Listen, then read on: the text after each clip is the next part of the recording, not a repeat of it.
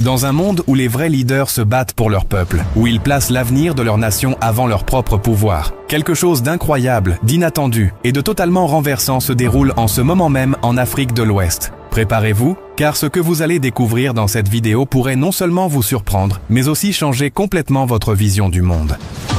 Nous sommes au Burkina Faso, un pays qui défie toutes les attentes. Officiellement, 700 commandos nord-coréens, des soldats d'élite de l'un des régimes les plus secrets et isolés de la planète, ont débarqué sur le sol africain. Et ils ne sont pas là pour des discours, des poignées de main ou des missions humanitaires. Ils sont là pour une seule raison: protéger le président Ibrahim Traoré, le jeune leader révolutionnaire qui secoue l'ordre mondial. Mais voici la question qui brûle toutes les lèvres. Pourquoi ? Pourquoi la Corée du Nord, un pays qui évite les projecteurs internationaux, prend-elle le risque d'envoyer ses forces d'élite pour défendre un leader africain? Pourquoi maintenant? Et surtout, qu'est-ce que cette alliance improbable cache-t-elle? Accrochez-vous, car ce qui se passe au Burkina Faso n'est pas juste une opération militaire. C'est le début d'un changement géopolitique qui pourrait redessiner la carte du pouvoir en Afrique, et même au-delà. Quand des troupes étrangères posent les pieds en Afrique, elles portent souvent l'écusson de l'OTAN, le drapeau français ou le logo des Nations Unies. Ça a toujours été la norme parce que c'est le scénario habituel. Mais des commandos nord-coréens au Burkina Faso, c'est une rupture totale. Un événement sans précédent qui défie toutes les règles du jeu géopolitique. Ce n'est pas une rumeur, ce n'est pas une théorie, c'est officiel. Le gouvernement burkinabé et les médias d'État nord-coréens ont confirmé l'arrivée de 700 soldats d'élite armés jusqu'aux dents, prêts au combat et à se déployer sans se cacher. Ces hommes ne sont pas des conseillers diplomatiques ou des ingénieurs. Ce sont des combattants aguerris intégrés dans une mission de sécurité ultra prioritaire. Leur objectif, c'est de protéger Ibrahim Traoré, sécuriser le régime et empêcher un coup d'État ou une tentative d'assassinat. Oui, vous avez bien entendu, des commandos nord-coréens dans un pays africain, pour défendre un leader qui refuse de plier face aux grandes puissances. Mais ce n'est pas toute la vérité. Cette opération ne sort pas de nulle part. Elle fait partie d'une stratégie calculée, orchestrée dans l'ombre avec des objectifs clairs et audacieux. Selon des sources proches du gouvernement burkinabé, cette mission repose sur 3 piliers fondamentaux. Premièrement, protéger Traoré et son gouvernement. Les commandos sont là pour neutraliser les menaces internes et externes qui pèsent sur le président et ses proches collaborateurs. Deuxièmement, pour sécuriser les infrastructures vitales, que ce soit les bases militaires, les aéroports, les raffineries d'or et les centres de communication. En fait, tout ce qui fait battre le cœur du Burkina Faso est sous haute protection. Et troisièmement, ils sont là pour former l'armée burkinabé à la protection rapprochée, à la surveillance et surtout à l'art de déjouer un coup d'État avant qu'il ne se produise. Cet événement n'a jamais été une opération improvisée. Les Nord-Coréens n'ont pas simplement débarqué par hasard. Des semaines de négociations secrètes, de planification méticuleuse et de simulation ont précédé leur arrivée. Les infrastructures étaient prêtes, les officiers burkinabés briefés et tout s'est déroulé dans le plus grand secret jusqu'à l'annonce officielle. Ce n'était pas une réaction à une crise. C'était un coup stratégique sorti tout droit d'un manuel de géopolitique audacieux. Mais pourquoi? Pourquoi le Burkina Faso a-t-il fait appel à la Corée du Nord? Et pourquoi Pyongyang a-t-elle répondu présent? Pour répondre à ces questions, il faut plonger dans le contexte brûlant qui entoure Ibrahim Traoré.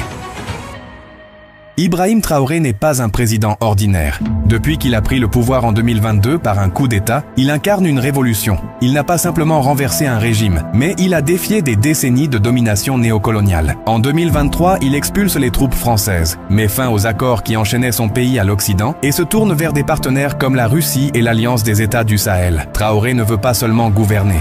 Il veut libérer son peuple, reprendre le contrôle des richesses du Burkina Faso et inspirer tout un continent. Mais cette vision dérange les puissances occidentales qui ont pillé les ressources africaines pendant des siècles, tout en maintenant les nations du continent dans une dépendance économique. Traoré représente une menace directe pour cet ordre établi. Et c'est là que les choses deviennent dangereuses. Selon des sources militaires à Ouagadougou, les 6 dernières semaines ont été marquées par une escalade alarmante des menaces contre Traoré. Les services de renseignement burkinabés, avec l'appui de la Russie, ont déjoué 2 tentatives sérieuses de coup d'État. Des messages cryptés entre opérateurs étrangers et mercenaires locaux ont été interceptés. Une milice armée a même été arrêtée alors qu'elle planifiait une attaque contre un centre de commandement régional. Mais chaque tentative échouée n'a fait qu'augmenter les enjeux. Ceux qui veulent la chute de Traoré ne se contentent pas de l'affaiblir. Ils veulent l'éliminer. Et face à ces menaces, le Burkina Faso a compris qu'il ne pouvait pas compter uniquement sur ses propres forces ou sur la Russie déjà présente sur le terrain. Il fallait un allié imprévisible, une force qui ne joue pas selon les règles de l'Occident, une force capable d'opérer dans l'ombre et de contrer des menaces là où la diplomatie échoue.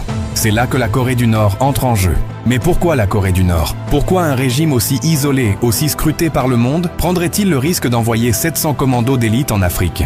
La réponse est simple, mais elle est explosive. C'est une question de stratégie, d'opportunité et de pouvoir. Je vous explique. Beaucoup ne savent pas, mais Pyongyang ne s'est pas contenté d'envoyer uniquement des soldats. En réalité, ils ont livré un package complet. Système de communication crypté, outils de surveillance avancés et les tactiques de combat asymétriques. Ces commandos déployés autour de la capitale et dans les zones sensibles du Nord travaillent main dans la main avec la garde présidentielle burkinabé. Ils forment des unités d'élite capables de répondre en temps réel, de sécuriser des infrastructures critiques et de déjouer toute tentative de subversion. Mais ce déploiement va bien au-delà de la protection physique. Il s'agit aussi d'une alliance idéologique et stratégique. Pour la Corée du Nord, Traoré représente un modèle, un leader anti-impérialiste qui rejette l'influence occidentale et prône l'autosuffisance. Comme Pyongyang, il refuse de plier devant Washington, Paris ou Bruxelles. En soutenant Traoré, la Corée du Nord envoie un message clair au monde. Nous soutenons ceux qui osent défier l'ordre établi.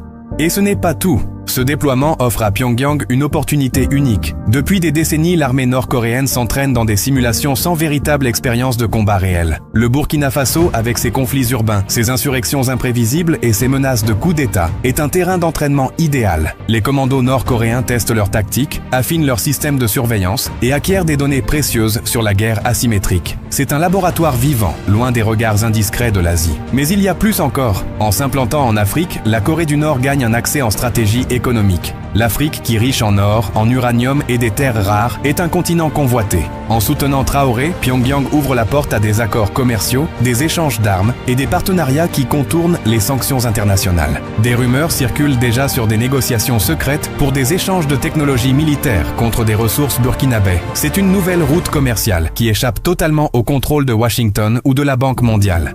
Vous devez garder en tête que ce qui se passe au Burkina Faso n'est pas un simple contrat de sécurité. C'est la naissance d'un nouveau modèle géopolitique. Avec l'appui de la Corée du Nord et de la Russie, Traoré ne se contente pas de protéger son pouvoir. Il redessine complètement les fondations de son pays. L'armée burkinabé subit une refonte totale. Les officiers soupçonnés de loyauté douteuse ont été écartés. La garde présidentielle est entraînée à des tactiques de pointe. Protection rapprochée, communication cryptée et identification des menaces internes. Les services de renseignement, autrefois infiltrés par des intérêts étrangers, sont restructurés pour servir l'État et non des ambassades occidentales. Comme l'a résumé un officier burkinabé, « Avant, nous surveillions pour les autres. Maintenant, nous surveillons pour nous-mêmes ». Ce modèle, inspiré par la discipline nord-coréenne et adapté au contexte africain, commence à faire des vagues. Les pays voisins, comme le Mali et le Niger, membres de l'Alliance des États du Sahel, observent de près. Des réunions ont déjà eu lieu pour partager ces tactiques de sécurité et d'autonomie. Leur objectif est de créer un bloc régional qui ne dépend plus des puissances occidentales. Un bloc capable de se défendre, de s'organiser et de prospérer sans ingérence. Encore une fois, voici la vérité que la majorité ignore. Pendant des décennies, l'Occident a imposé ses règles, ses bases militaires et ses conditions. Mais aujourd'hui, l'Afrique se réveille. La France est expulsée, l'influence américaine se fragilise et l'ECOWAS, autrefois pilier de la stabilité régionale, perd sa légitimité. Dans ce vide, des alliances inattendues émergent. La Russie apporte ses mercenaires, la Corée du Nord ses commandos et ensemble, ils offrent une nouvelle alternative. Un soutien sans condition, sans leçon de morale et sans promesses creuses. Mais cette vérité dérange ceux qui veulent garder l'Afrique sous contrôle. Les 700 commandos nord-coréens ne sont pas seulement là pour protéger Traoré. Ils sont le symbole d'un continent qui refuse de rester à genoux. Chaque entraînement, chaque base sécurisée, chaque menace déjouée est un pas vers un Afrique souverain. Et ce mouvement ne s'arrête pas au Burkina Faso. Le Mali, le Niger, peut-être bientôt la Guinée ou le Tchad, regarderont ce modèle et se poseront une question. Et si nous pouvions être libres? Et si nous pouvions dire non à l'Occident? Et si l'Afrique enfin unie pouvait changer le monde? Posez-vous la question. Et si l'Afrique, libérée de ses chaînes, devenait la nouvelle force mondiale? Partagez cette vidéo, commentez, débattez. Dites-nous ce que vous pensez. Traoré tiendra-t-il bon? L'Occident laissera-t-il l'Afrique tracer sa propre voie? Ensemble, faisons entendre la voix de la vérité. N'oubliez pas de liker, de vous abonner et d'activer la cloche pour ne rien manquer. Merci de nous avoir suivis et à très bientôt pour d'autres révélations qui secouent les esprits. Dans un monde où les vrais leaders se battent pour leur peuple, où ils